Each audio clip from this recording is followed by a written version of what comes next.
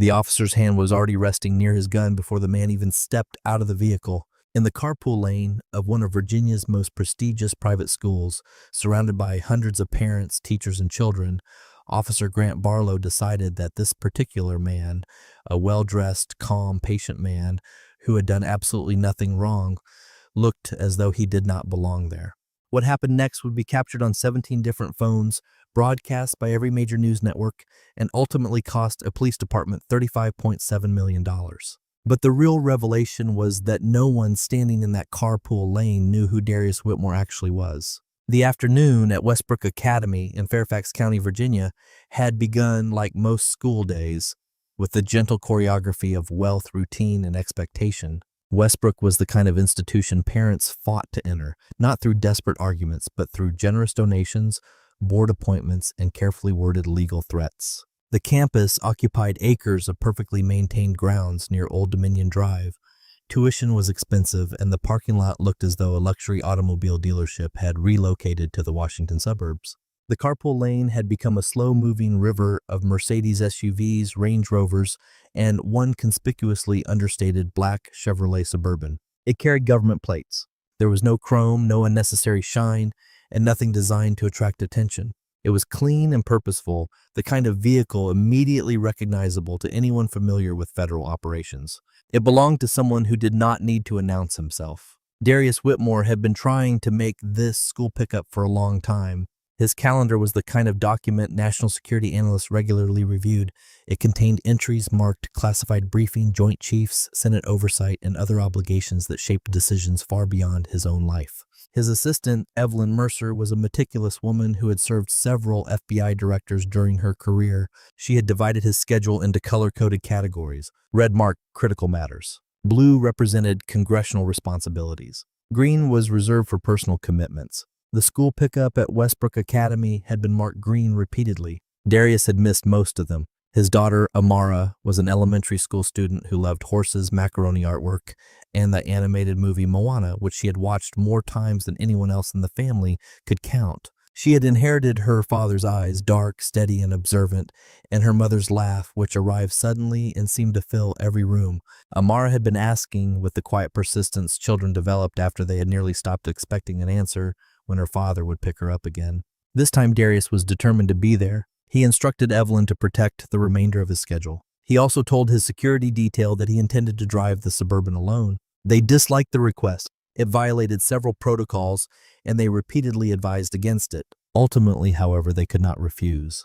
Darius Whitmore was the director of the Federal Bureau of Investigation. He outranked the protocol. He pulled into Westbrook Academy's carpool lane and waited with the quiet satisfaction of a father who, for once, was exactly where he wanted to be. He had loosened his tie. The radio played softly. He wore a charcoal suit tailored years earlier that still fit perfectly because discipline had always been part of Darius Whitmore's nature. He was tall, broad-shouldered, and completely, utterly, almost dangerously calm. That calmness would later become important. People would describe it in countless interviews and sworn statements. He was so quiet, he was not moving.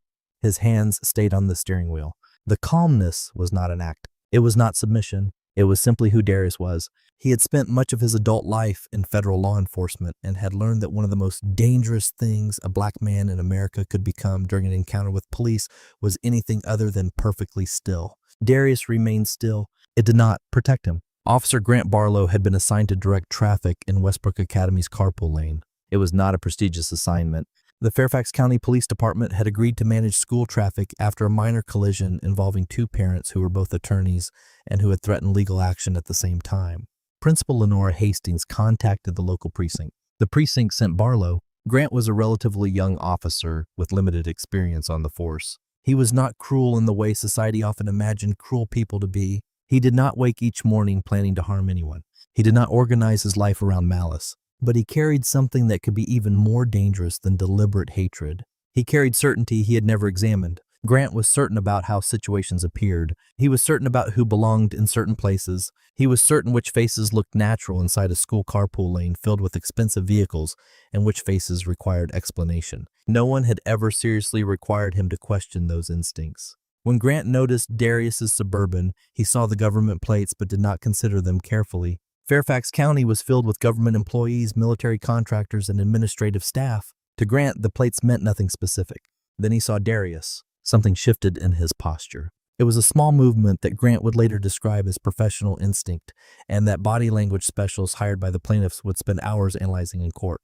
His hand moved toward his duty belt. Not completely, only close enough to reveal that the reflex had acted before his conscious mind understood it. Grant approached the Suburban. "Sir, I need you to step out of the vehicle." Darius heard the command and processed it with the familiar exhaustion of a man who had lived inside his own skin long enough to recognize what was happening. He looked into the side mirror and saw the uniform. His experience immediately assessed the officer. Tense posture, hand near the weapon, the particular kind of nervous authority that Darius had learned to handle with extraordinary care. Instead of opening the door, he slowly lowered the window. "Good afternoon, officer," he said. His voice was controlled. It was neither friendly nor hostile. It was professional. "Is there a problem?" "Sir, I asked you to step out of the vehicle." Grant moved closer to the driver's side window. His partner, Officer Caleb Mercer, appeared on the passenger side. Caleb was even less experienced. Neither officer could later explain precisely why he had moved into position. That was often how such situations unfolded. One officer moved, the other followed. It was a choreography of authority no one had formally written, but everyone somehow seemed to understand. "I'm in the carpool lane," Darius said. "I'm here to pick up my daughter." "Whose daughter?" The question landed in the afternoon air with a particular weight. Whose daughter? Not which student, not what is her name. Whose daughter, as though ownership itself were the most natural point requiring clarification. Darius looked at Grant for a moment. Parents watched from their vehicles. Rachel Winslow, a teacher's aide standing near the carpool entrance with a clipboard, stopped checking student names. Two children who had just emerged from the building became completely still in the way children did when an adult situation suddenly seemed too large. "My daughter," Darius answered. "Amara Whitmore, Elementary Division." "Do you have identification?" "Officer, do you ask every parent in this line for identification?" It was not a challenge. It was a genuine question, asked with the precision of a man who had spent a career separating relevant information from irrelevant suspicion. But Grant heard defiance in it, or constructed defiance where none existed. His hand moved completely to his belt. "Sir, I'm going to need you to step out of the vehicle now." "On what grounds?" "Sir, I am asking you a direct question." Darius's voice did not rise, not even slightly. "On what legal grounds are you ordering me to leave my vehicle? I am lawfully positioned in a school carpool lane. I have committed no traffic violation. I have not behaved aggressively. I have identified myself by name and explained why I am here. So I am asking again, on what grounds?"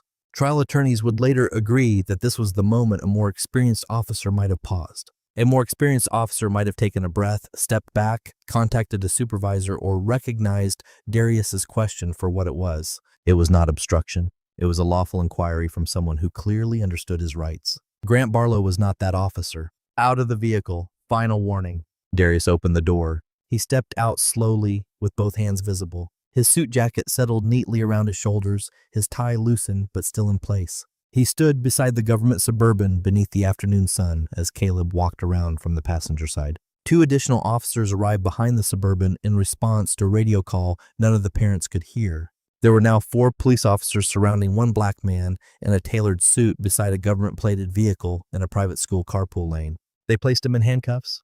"You are being detained for suspicious behavior and failure to comply," Grant said. Darius did not answer. His hands were restrained behind his back. He looked toward the school entrance. Somewhere inside the building, Amara was waiting for him. That was what occupied his thoughts. He kept his expression completely neutral because he understood with a clarity that reached deep into his bones that his composure was no longer simply about dignity. It was about survival. None of the officers had yet bothered to check the Suburban's registration. Rachel Winslow had.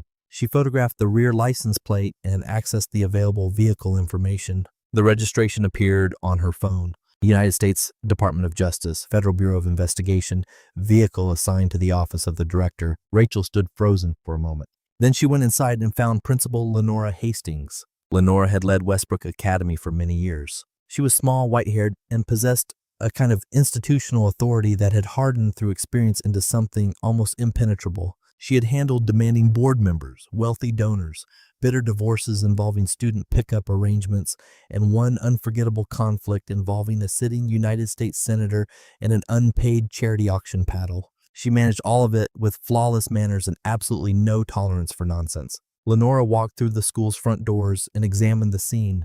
4 officers, 1 man in handcuffs, a line of motionless vehicles, at least a dozen phones recording. She walked directly toward Grant. Officer, what appears to be the problem?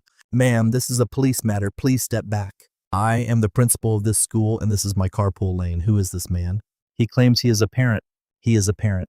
Lenora took out her phone, searched the school records, and held the screen toward Grant. Amara Whitmore, student, father listed as Darius Whitmore, emergency contact, authorized pickup. His information has been in our system since she enrolled. She looked at Grant with the expression she had used on countless children who had done something completely inexplicable. He is exactly where he's supposed to be. Grant's jaw tightened. We had concerns. What concerns? Lenora's voice remained perfectly polite. That was perhaps her most intimidating voice. Please be specific. Grant could not explain, not in any way that sounded like anything other than what it was. Lenora looked at Darius. She looked at the handcuffs. Then she looked back at Grant with an expression several Westbrook trustees had privately compared to the moment before a controlled explosion. Remove those immediately. Ma'am, we're still... I am going to bring this man's daughter outside, Lenora interrupted. When I return, I expect those handcuffs to be gone. Otherwise, I will personally call the police chief, the county executive, and my attorney in that order while standing right here. She paused. I typed very quickly.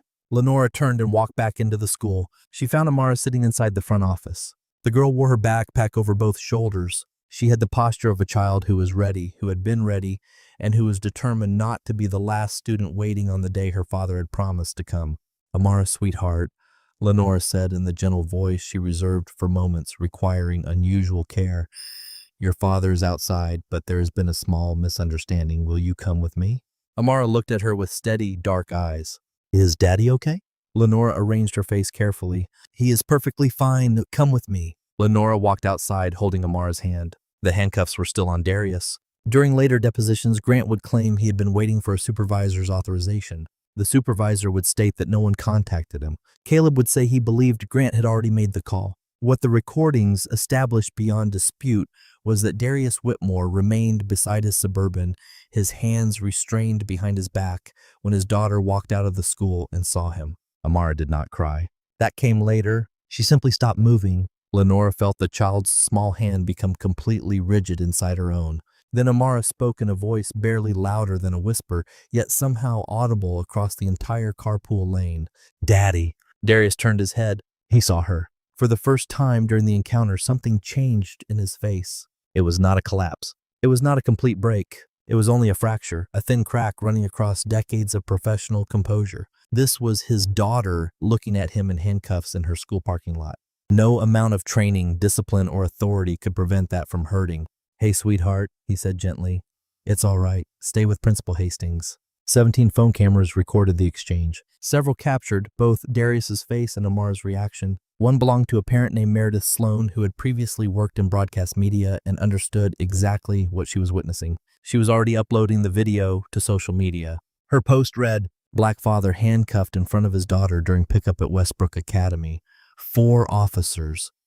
He was only trying to get his child. I'm shaking. She tagged the Fairfax County Police Department and Westbrook Academy. Meredith already had a significant following. The post quickly collected hundreds of thousands of reactions and became the most discussed topic in the country. Multiple video compilations appeared soon afterward. The most widely shared version was created by a prominent content creator with millions of subscribers. The editor made one precise and devastating choice. He layered the sound of Grant's commands over slow-motion footage of Amara's face when she saw her father. He added no music. None was necessary. The comment section filled with hundreds of thousands of responses. Many expressed rage. Others expressed heartbreak. A smaller number defended the officers. Those comments were copied, circulated, and debated within a parallel public conversation that developed almost as quickly as the original story. But the event moved from viral outrage into a national reckoning when Darius's identity became public. Major news organizations confirmed it almost immediately. The man in handcuffs beside the government Suburban, watching his daughter emerge from school, was Darius Whitmore, the director of the Federal Bureau of Investigation. He was one of the highest-ranking law enforcement officials in the United States. He commanded thousands of agents and employees across field offices throughout the country. He regularly briefed the president. Throughout his career, he had directed major operations, authorized arrests, testified before Congress, and entered more rooms of national power than most Americans could name. He had been handcuffed while trying to pick up his daughter. The White House issued a carefully measured statement describing the incident as disturbing. The Attorney General personally called the FBI director to express concern, an unusual reversal in the normal direction of such official communication. Chief Warren Pike of the Fairfax County Police Department held a press conference. He stood behind a bank of microphones, wearing the expression of a man who had swallowed something deeply unpleasant and was trying to remain composed. "We take incidents of this nature extremely seriously," Chief Pike said. "Officer Grant Barlow has been placed on administrative leave pending a complete internal review. We wish to extend our, A reporter interrupted. "Chief Pike, is it department policy to demand identification from parents in a school carpool lane?" "No, it is not." "Was Officer Barlow following policy when he demanded identification from Director Whitmore?" "The review will determine." "Was he following department policy when he placed Director Whitmore in handcuffs?" Chief Pike looked down at the podium as though it might rescue him. It did not. Grant's social media accounts were soon located, archived, and examined by an enormous online audience. What people discovered was not the portrait of an obvious monster. It was something more ordinary and perhaps more disturbing. They found a young officer's routine life, ordinary opinions, familiar blind spots, and an old post defending a separate controversy with the phrase, "Profiling gets results." The original post had received little attention. After the Westbrook incident, it reached millions of people. Grant sat alone inside his apartment with the curtains closed and his phone lying on the floor. For the first time, he slowly and uncomfortably considered the question Darius had asked him. On what grounds? Grant did not have a good answer. He had not possessed one in the carpool lane either. He simply had not understood that at the time. This was where the story changed. While the public was processing Darius Whitmore's identity, the viral footage, the White House statement, and the police chief's disastrous press conference, another investigation was quietly developing in the background. Very few people noticed until Sabrina Morales, a researcher who published a legal accountability newsletter called the Fourth Amendment Review, released a detailed report that began moving through legal and law enforcement circles like a slowly spreading fire. Sabrina obtained the Fairfax County Police Department's internal communications connected to its school traffic coordination program.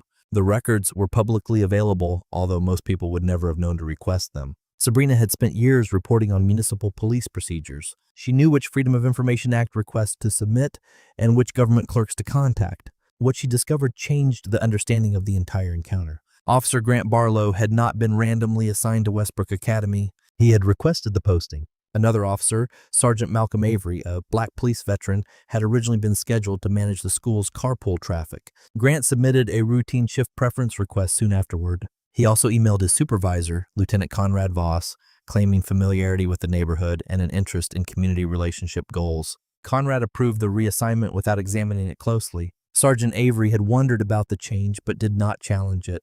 He made a mental note and continued with his responsibilities. Sabrina also obtained the incident logs from Grant's period at Westbrook. They documented multiple checks involving people he described as suspicious. Sabrina compared the descriptions. Most of those stopped were black or Hispanic. It was not a random anomaly. It was a repeated pattern. Then came a deeper discovery. While examining Grant's record, Sabrina found a partially redacted document connected to an older complaint. She filed an expedited request for the full record. When the complete document arrived, it revealed that Grant had been involved in a similar incident at another location in Fairfax County. He had detained a black contractor named Vernon Calloway for allegedly loitering outside a house. Vernon had a signed agreement authorizing him to perform renovation work on the property. He filed a complaint.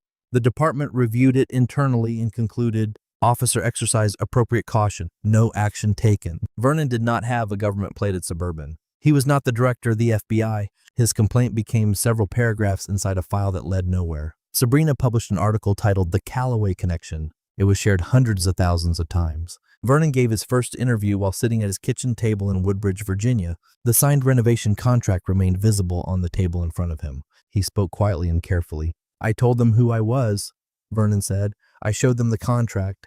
They told me I still looked suspicious. I asked, suspicious of what exactly, and they never answered. They just told me to leave." He paused. "No one put me on the news. No one turned it into a story. I went home and tried to finish the job." Then he looked directly into the camera. The same thing happened to that man. The difference is that he was the FBI director. Now everyone is upset. Vernon had almost no public following before the interview. That changed immediately. A lawsuit followed. Darius did not personally file it. He approached the situation carefully, remaining precise in every public statement and unwilling to use his government position as a weapon unavailable to an ordinary private citizen. Darius delivered only one short public statement. Amara stood beside him. "I am the director of the FBI," he said. "I should not have been treated that way, but I need every person watching to understand something. Vernon Calloway is a contractor from Woodbridge. He was treated the same way. So were the men before him and the people before them, and the thousands of individuals whose names you will never know because they did not have government plates or a viral recording. My daughter asked me whether I was all right. I told her I was. What I should have told her was that I intend to make certain this does not happen to her, to anyone who looks like her, or to anyone who looks like me. That is what I intend to do." Darius stepped away from the microphone. The lawsuit was filed by a coalition led by Vernon Calloway. Civil rights attorney Nia Okafor of the Washington-based firm Okafor and Chase represented him. Two Westbrook parents who had also been stopped by Grant during school pickup joined the suit. Their names were Desmond Pierce and Rosa Calderon. After consulting with the Department of Justice Ethics Office, Darius submitted a formal declaration supporting the plaintiffs. He did not join the lawsuit as a named plaintiff because of his government position. The declaration was extensive. Legal observers described it as one of the most carefully written eyewitness accounts ever produced by one law enforcement official regarding the conduct of another. Nia Okafor read the opening pages in her office.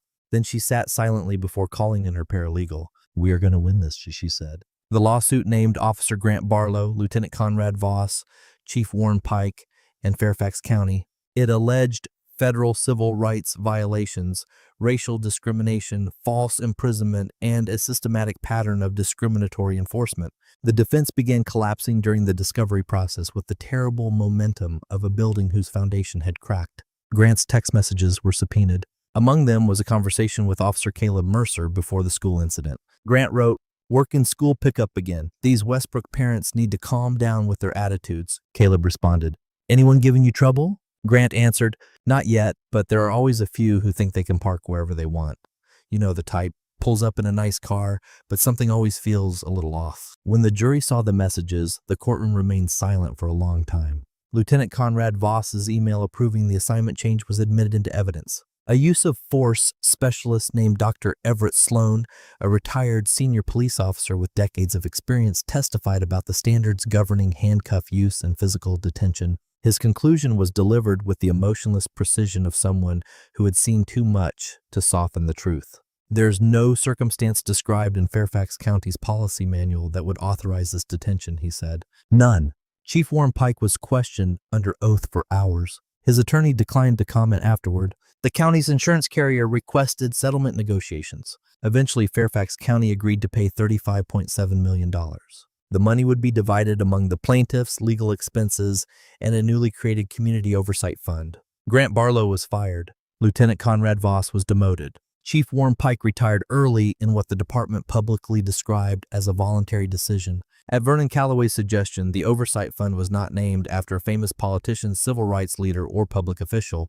It was named after his grandmother. This was the most difficult part of the story to explain simply. After the settlement and his dismissal, Grant Barlow sat across from journalist Peter Langley inside a diner in Springfield, Virginia. He was not the monster the internet had decided he was. He was not innocent. He was not redeemed. He had not been completely destroyed. He was a young man sitting with what he had done in a way that was visibly uncomfortable and far from complete. Grant had started seeing a therapist named Dr. Celeste Rowan. She recommended implicit bias training, anti-racism education, and a process she called accountability archaeology. It involved digging through assumptions formed so slowly and so long ago that a person no longer recognized them until something enormous crashed through their foundation. "I keep thinking about what he asked me," Grant told Peter. His coffee remained untouched. "On what grounds?" "I keep trying to find a good answer, and every answer falls apart. The truth is, I saw him, and something about him made me uncomfortable. I told myself it was instinct, but it was not. It was simply what I had always been taught to see. I never asked who taught me, why they taught me, or whether they were right." Grant looked through the diner window. They were not right. The admission was not absolution. When Peter asked Nia Okafor about Grant's interview, she responded clearly. "What he is describing is the minimum level of honest self-reflection. It is a beginning, not an ending." My clients do not get to move forward simply because he has started therapy. Desmond Pierce experienced nightmares. Rosa Calderon's son developed severe anxiety. Amara Whitmore watched her father being handcuffed. So it is good that Grant Barlow is receiving therapy, but the work ahead of him will not be completed quickly. Vernon Calloway did not participate in Peter's article. He now had a publicist, something that still made him laugh with the bewilderment of a man whose life had been rearranged accidentally. His representative explained that Vernon was focused on a new project. He had co-founded the Ordinary Citizens Legal Defense Fund with other people whose police complaints had gone nowhere. The organization provided legal representation to individuals who completed complaint forms only to watch them disappear inside government systems. The complaint I filed went into a folder, Vernon had explained during an earlier interview. The folder went into a cabinet. The cabinet is probably still there. I want to make sure the next Vernon Calloway does not simply go home and try to finish the job. The fund soon handled dozens of cases across Northern Virginia. Many led to formal disciplinary action against officers. Several resulted in policy reforms. None involved the director of the FBI. Everyone involved a person equally deserving of justice. Darius took Amara out for ice cream after the school incident. They went to a small shop called the Scoop Box, one of her favorite places, because customers could create their own mix-ins. The woman behind the counter, Diane, always gave Amara extra sprinkles and called her Miss A. They sat beside a window. Amara ordered chocolate ice cream with gummy bears and crushed cookies. Darius ordered plain vanilla because he always chose vanilla, and Amara always teased him about it. "Daddy," she said, "why did the police do that?" Darius placed his spoon on the table. He looked at his daughter, her serious eyes fixed upon him and crumbs still resting on her chin. He made one of those parental decisions capable of shaping everything that followed. He chose to tell her the truth. Not all of it. She was still a child. But enough. Sometimes people make assumptions about someone because of how that person looks, he explained. Sometimes those assumptions cause them to do things they should not do. Because you are black? Darius paused. Yes. Amara considered the answer while stirring her ice cream. But you are the FBI director. I know. They should have known. Darius leaned forward. They should have understood because I told them my name. That should have been enough. Not because of my job. It should have been enough because I told them who I was and because I had done nothing wrong. Amara looked at him, but it was not enough. No, Darius said, it was not. That is what we're going to keep working to change. She became quiet. Are you sad? Darius considered the honest answer. A little, he said, but mostly I am all right. He reached across the table and wiped the crumbs from her chin. Because I finally got to pick you up. Amara smiled. It was her mother's smile, sudden and powerful enough to fill the room. For a moment, the handcuffs, the cameras, the official calls, the settlement, and the enormous machinery of consequence felt very far away. They finished their ice cream. Darius drove her home. His wife, Camille Whitmore, waited at the front door. She had watched the news and sent Darius a series of carefully controlled messages using composure like armor. When he entered with Amara, Camille simply looked at him. It was the expression of someone who had been afraid and was only beginning to release that fear. Then she pulled him into an embrace. It was the most honest thing that happened that entire day. Amara went upstairs to complete her schoolwork. Darius and Camille remained inside the entrance hall. Are you okay? She asked. Better now, he answered. $35.7 million. Read the number quickly and it feels like justice. Allow it to remain in your thoughts. Turn it over. Hold it up to the light. It becomes something far more complicated. It becomes both more than Vernon Calloway ever expected and less than what Amara Whitmore deserved. Numbers often worked that way. They ended arguments while leaving wounds completely open. The figures told a story that news headlines could not contain. Desmond Pierce received millions of dollars. He was a project manager who had picked up his daughter from Westbrook Academy without difficulty until Grant began managing the carpool lane.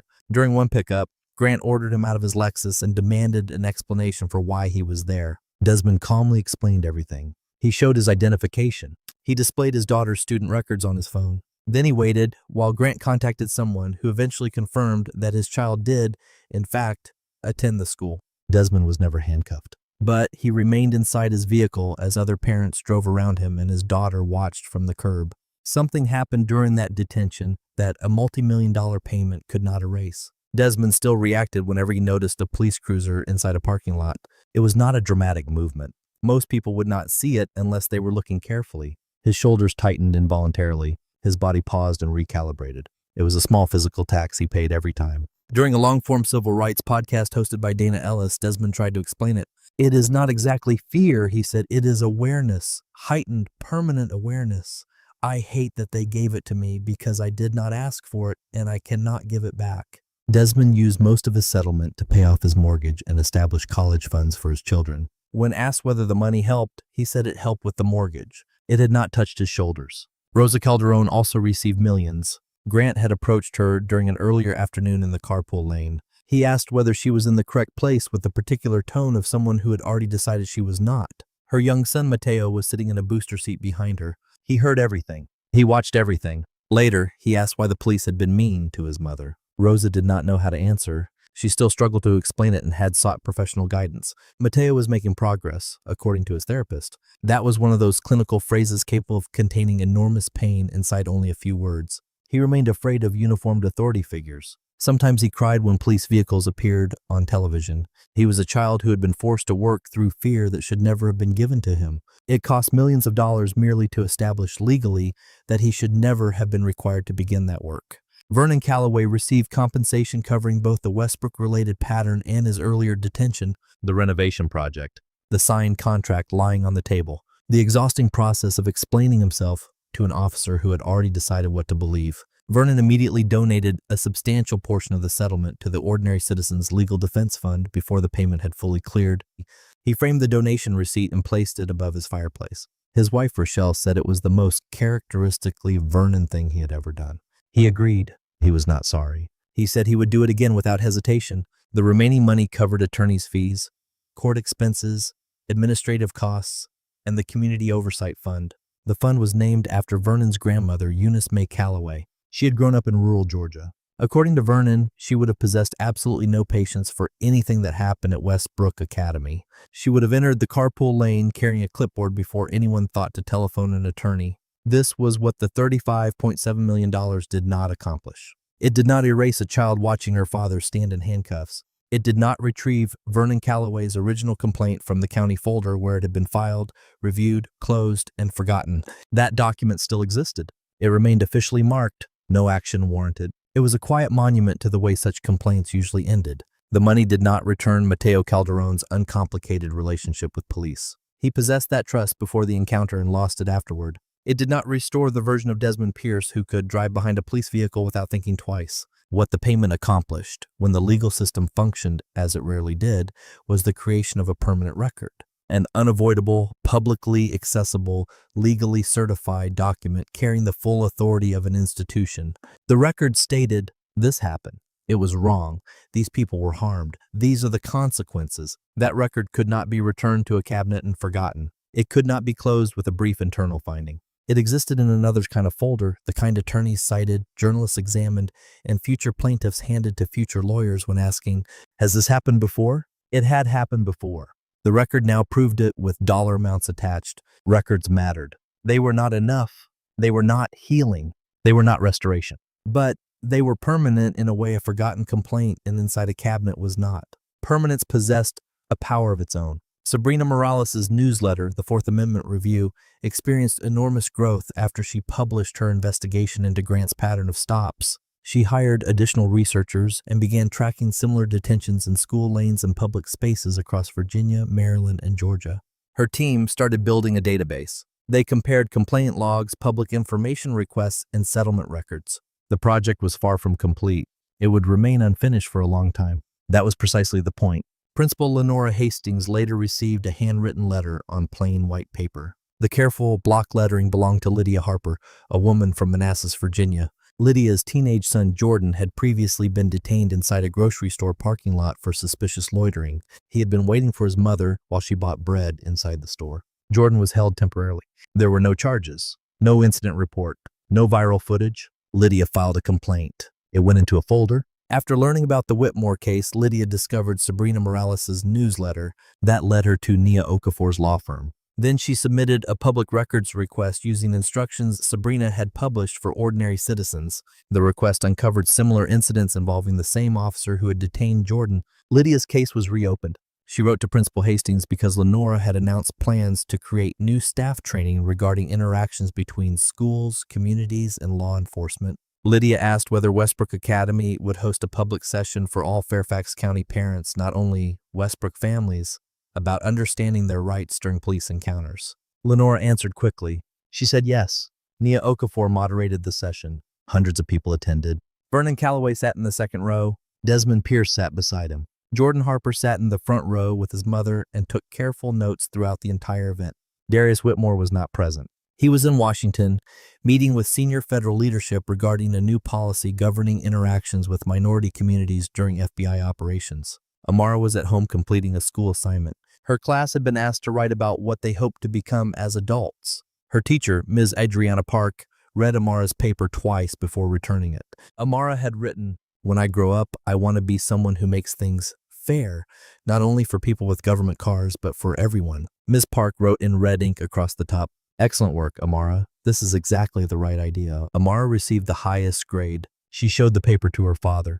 Darius read it while standing in the kitchen, still wearing his suit from work. He became quiet in the particular way that meant something had reached him deeply. Then he folded the paper carefully along its original crease and placed it inside his jacket. It went into the same inner pocket where he carried a photograph of Amara sitting upon his shoulders at the National Mall when she was younger, laughing at something beyond the edge of the picture. Some things were carried close. Some things were carried because they reminded a person why the work mattered.